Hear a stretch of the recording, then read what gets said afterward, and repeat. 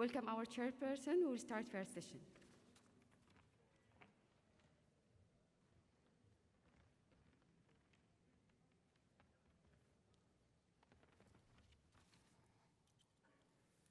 السلام عليكم ورحمة الله. صباح الخير. جمعة مباركة إن شاء الله. بسم الله نبدأ our morning session today. Today we have two speakers. It is my pleasure to introduce the first one is Dr. Azzam Al-Ataibi. He is a consultant and assistant professor of internal medicine, allergy and immunology at Imam Mohammed bin Saud Islamic University. And he is a chairman National Committee of Women, Children, Adolescents and Health, Public Health Authority since 2019. And he's the Consultant Medical Device Evaluation Committee, Medical Device Sector, so the FDA. Welcome, Dr. Azzam in Jeddah and in our meeting today. Mic for you.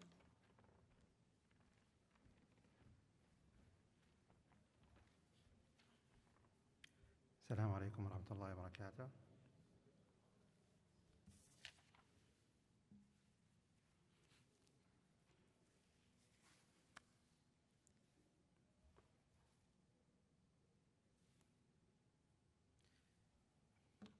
تحية طيبة للجميع.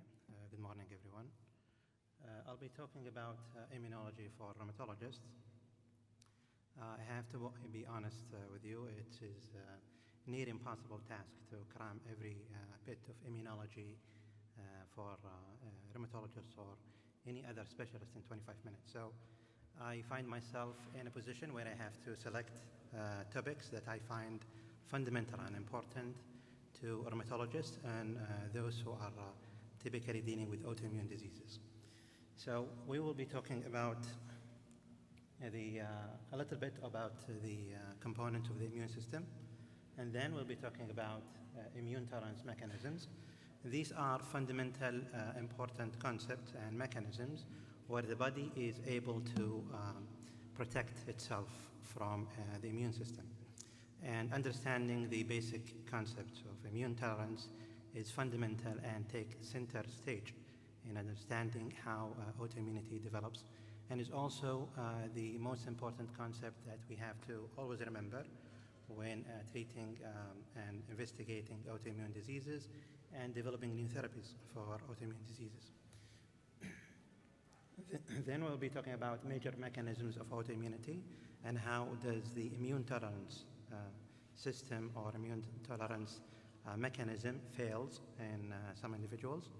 And then I was hoping to have some time to talk about biologics and immunomodulators, but unfortunately the time is not permissive. So I'll be putting just one slide about biologic and immunosuppressive and targeted therapy. And then I will be referring you to very, landmark papers and important review articles that can be helpful if you want to know more about targeted therapy.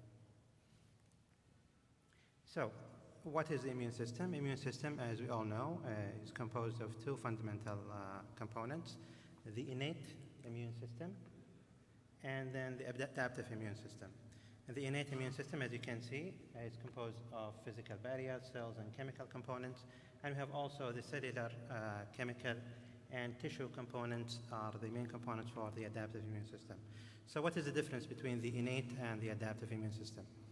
So the innate immune system is hardwired, and the germline genes that govern the function of the innate immune system are solid and non-changing. So the innate immune system has a fixed and lasting specificity to a very specific components on the surface of invading microorganism. For example, polysaccharides and peptidoglycans, viral DNA and viral RNA. These are unique proteins and unique components that the innate immune system can identify and mount an immune response against. But the innate immune system does not change because the receptors for the innate immune system, they have fixed specificity and they don't change regardless of age and development of the immune system. So that's why the innate immune system is non-specific, and that's why it is fast. So it provides the first layer of immune defense against invading microorganism. So it is non-specific, and you can see here has limited specificity. This is an opposite to the adaptive immune system. Adaptive immune system is specific and delayed. So when, for example, a patient develops an infection, within hours, the innate immune system will mount an immune response, but the adaptive immune system will take at least a few days to kick in and develop specific cells that are specifically targeting this invading microorganism. So in order for the adaptive immune system to mount a specific immune response, it has to train itself for a few days and rearrange the receptors to receptors that are very specific to this bacteria or virus, and then start producing an immune response in the form of specific antibodies or specific T cells. So this is the difference between adaptive and innate immune system, and the mechanism by which the adaptive immune system gear itself toward a specific immune response is by rearranging the immunoglobulin or T cell receptor genome. So we all know that in a given time, an adult human have around 100 million specific T cells and 100 million specific antibody. So where does the immune system or the adaptive immune system have the capacity to generate so much diverse antibodies and so much diverse T cell receptors? This happens because of the unique capacity of the immune cells, namely the B cells and the T cells, to rearrange their genome in a recombination way so that every time they produce and develop a specific antibody or specific T cell receptor. So the rearrangement of the genome, taking one segment from one place to another, taking another segment from one place to another, and the shuffling of this sequence of the genome that is responsible to produce the TCR, the T cell receptor, or the immunoglobulin receptor. The shuffling of these segments of the genome give a wide variety of antigen specificity for the B cells and a wide variety of T cell receptors for T cells. So this is how the adaptive immune system, namely the lymphocytes, have the capacity to generate a diverse T cell receptors that can be specific to a diverse form of antigens, and for the B cells to generate a diverse immunoglobulins that can have a wide range of specificity as well. So we have different components for the innate and the adaptive immune system. For example, in the innate immune system, we have the skin, the mucosal barriers, epithelia, antimicrobial peptides. These are first line in the defense against invading microorganism. And we have the complement system, lectins that activate whenever the innate immune system is activated, and they are, again, non-specific. And we have the phagocytes and innate lymphoid cells, natural killer cells. These are also innate immune system cells. For the adaptive immune system, we have the antibodies or immunoglobulins as a cellular and as the protein components, and we have the lymphocytes, T cells, B cells, and CD4-8 T cells as cellular components of the adaptive immune system. So this is again a diagrammatic representation of the differences between the innate and the adaptive immune system. And these are the components or the classes of B and T cells. It is important to remember that lymphocytes are subdivided into many components. We have B cells. B cells are responsible for generating antibodies, and antibodies are important in neutralizing infections and also important in coating invading microorganism so that they can be ingested by phagocytosis. So these are the two main functions for antibodies. They can also neutralize toxins. So neutralization, enabling phagocytosis, neutralizing toxins are the main functions of antibodies, which are generated by B cells. And we have also the helper T cells. Helper T cells are the, let's say, the coach of the immune system response. They enable the activation of B cells. They enable the activation of phagocytes. They enable the activation of other immune cells, and they can dictate how the immune system response will go. So this is the helper T cells function, and we have the CD8 or cytotoxic T cells, which are important in killing infected cells and cancerous cells.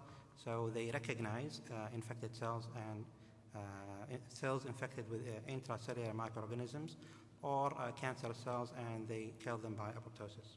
And we have also the regulatory T cells. The regulatory T cells are very important in autoimmune diseases because sometimes failure of regulatory T cells can result in autoimmunity. So the regulatory cells are important in controlling the immune response so that the body does not damage itself. When the regulatory T cells function properly, you will have less chance of having autoimmune disease. When they fail to do their function, then you might end up having autoimmune disease. Again, this is a table for showing the different types of T cells. We have the CD4, CD8, we just mentioned, regulatory T cells. We have the natural killer T cells. These are innate immune cells, even though they are derived from lymphocytes lineage. And we have different types of lymphocytes as well. And we have the B cells. We have 3 types of B cells, but suffice to say that B cells have an important function of producing a diverse antibody to combat specific infections. So what about the autoimmune diseases? What happens in autoimmune disease that makes the immune system goes berserk? So it is a different story in different autoimmune diseases, but the overall concept of the breaking of immune tolerance is responsible usually for the development of autoimmune disease in general. So you can see here in this table, in psoriasis, for example, rheumatoid arthritis, Graves, and Hashimoto, and also in systemic lupus erythematosus, there is usually autoreactive T cells. So autoreactive T cells, meaning T cells that are directed to recognize and attack self-antigens, which is not supposed to happen if the immune tolerance mechanism is functioning and to the full capacity. And we have also sometimes autoantibodies causing damage to specific tissues and different diseases. And you can see from the prevalence in the right side of the table that autoimmune diseases are not so rare. They are very common. Yes, disease or let's say disabling autoimmune diseases and fatal autoimmune diseases are not so common, but autoimmune diseases in general are very common. Sometimes there is problems with cytokines expression, production that might lead to autoimmune disease, and this is examples of problems that can happen with cytokines that might lead to disease. For example, overexpression of TNF-alpha can lead to IBD, inflammatory bowel disease. Underexpression of TNF-alpha and overexpression of interferon gamma might lead to SLE, and these are part of the story, not the whole story. So what is immune tolerance? I've been talking about. Immune tolerance is the capacity of the immune cells, basically the adaptive immune cells, the lymphocytes, to recognize and not react to self-antigens. So the immune system or the adaptive immune system is trained in the generative lymphoid organs or the places where they develop. They are trained to recognize and not react to self-antigens. If this mechanism fails, then you get autoimmune diseases. So the mechanism of immune tolerance are usually happening in 2 places, in the bone marrow and also in the thymus. In the bone marrow, where B cells are educated and trained to not react to self-antigens, and in the thymus for T cells, where they are trained not to react to self-antigens. So we have 2 important mechanisms: central tolerance and also the peripheral tolerance. In the central tolerance, you can see in the upper part of the table, the T lymphocytes, the immature T lymphocytes, they are given the chance to see and recognize self-antigen, and if they have affinity to self-antigen, they will undergo one of 3 fates. They either go to apoptosis, deletion. So if they recognize self-antigen within the thymus, they will die by apoptosis, or they will change their receptor into a non-reactive receptors, and this is usually happening in the B cells lineage, or they can develop into regulatory T cells. So you might ask, how does self-antigen are presented in the thymus or in the bone marrow? So this is usually happen because most of the self-antigens are soluble and found in the blood. So these circulating self-antigen can reach into the thymus and the bone marrow, And this is where the lymphocytes are either react or not react to them. And if they react to them, they will undergo one of these three fates: apoptosis, changing receptors, or developing into T regulatory cells. And there is another mechanism which is called the peripheral tolerance, where the immune tolerance happens to mature, fully developed lymphocytes. And in this case, if the mature, fully developed lymphocytes recognize self-antigen in the peripheral tissue, they will either go into energy, which is non-reactive form of lymphocytes, or apoptosis or suppression by T regulatory cells. So more about the central T cell tolerance. So like we mentioned, central T cell tolerance happens in the thymus. As you can see in the diagram here, you either have negative selection, deletion, if the T cells, the immature T cells recognize self-antigen, or development of regulatory T cells. So the T cells that recognize self-antigen can change its character into regulatory T cells, where it go into the periphery and help maintain peripheral tolerance. There is another concept that is, I think, important to know, is how does T cells or immature T cells recognize tissue-restricted antigen. I just mentioned that most of the antigen that T cells encounter in the thymus are soluble circulating antigen. But how does T cells recognize not to react to tissue-restricted antigens? For example, antigens that are restricted and located in a specific tissue, and they're not available or circulating in the bloodstream. For example, pancreatic antigens, or antigen restricted in the brain, or antigen restricted in the thyroid, or any other tissues where antigens remain there and never go into the circulation. So there is a gene in the medullary thymic epithelial cells called AIR, Autoimmune Regulator gene. This gene is very important in its capacity to express tissue-restricted antigen. So those antigens that are found in the pancreas, that are found in the brain, that are found in the thyroid or any other tissues can be expressed in the thymus through the AIR gene, which has a capacity to express these antigens. And then the T cells will be tested. If they react to these tissue-restricted self-antigen, then they will undergo either deletion or T regulatory cells fate. Okay, so this is the importance of AIR gene.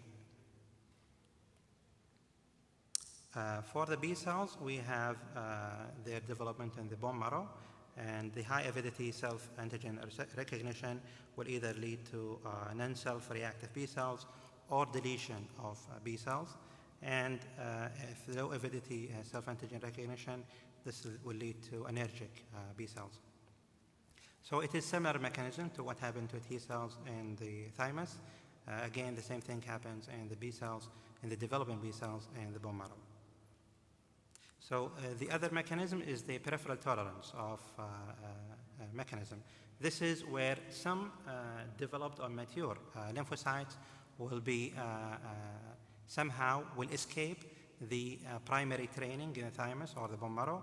And if this happens, then there is the mechanism of peripheral tolerance. If these immune cells recognize self-antigen, then they will be either suppressed by T regulatory cells, or they will undergo deletion or anergy. So this is an important slide to talk about. How does autoimmune diseases develop? So we have the prevailing theory that the autoimmune diseases are a susceptibility situation. So a patient with autoimmune disease have the genetic susceptibility to develop autoimmune diseases compared to those who do not develop autoimmune diseases. So this genetic susceptibility, as you can see in the left side of the graph, the susceptibility genes will lead to failure of immune tolerance mechanism, and this will allow the subject to be, or the immune cells to be capable of reacting to self-antigen whenever the case arises for self-antigen to be available in abundance in the body. And this happens usually in tissue injury or during infections. So infections or widespread tissue damage will release all of these antigens, and the autoreactive lymphocytes will find a chance to react to these self-antigens, and this is how infection and tissue damage contribute to the development of autoimmunity. So this is what happens usually when infections contribute to autoimmunity. In the upper part of the graph, you have self-tolerance. In the absence of infection, usually the T cells, when they recognize self-antigen, they undergo the immune tolerance mechanism, and they will be either self-tolerant through energy, deletion, etc. But in the presence of invading microorganism or infection, you will have what we call a co-stimulator signal that enhance the autoreactivity and stimulate an immune response against the antigen, whatever might be that antigen. So in the presence of microbes, you will have additional signaling that will lead to activation of the dendritic cells or antigen-presenting cells. And this additional signaling in the antigen-presenting cells will lead to full activation of lymphocytes, and this will lead to immune response against the antigen, which could be, in this case, self-antigen. Any more time? We're done? Yes. So I was planning to talk about a little bit about the biologics and how they work. I will leave this slide for you to look at, but in case you need to know more, you can email me. I will send you some articles. They are very helpful and educational, and it will give you some insight how the different biologic and targeted therapy work usually, and where is their place in this autoimmunity mechanism. Thank you very much.